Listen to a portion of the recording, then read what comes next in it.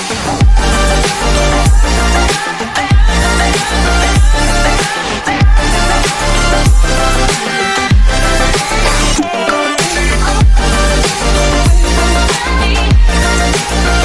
guys, luto tayo guys ng sinigang sa hipon. Ayan guys ang hipon.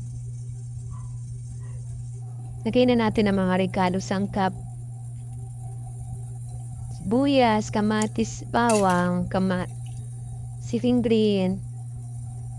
Then pag kumuro na siya guys, lagay na natin yung hipon. Lagyan din natin siya ng konting asin.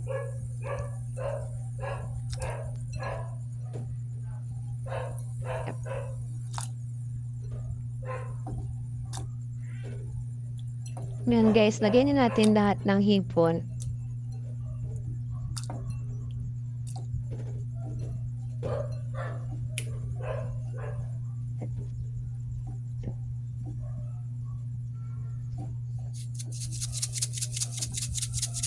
Lagyan din natin siya guys ng paminta, black pepper.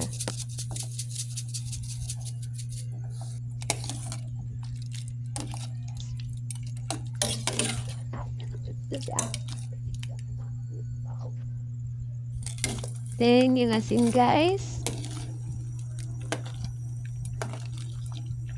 Para mag-okay na yung lasa. Yan guys, kumukulo na siya.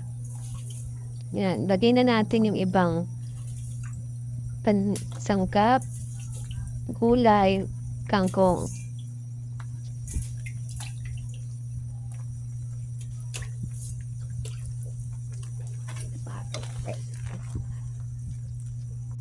Yan guys, nagluto na siya guys. Then lagay natin yung daon ng talbos ng kamote.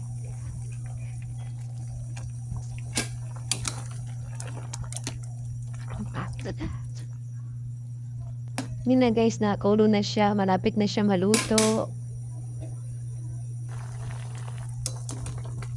Yan guys, okay na siya. Luto na. Thank you.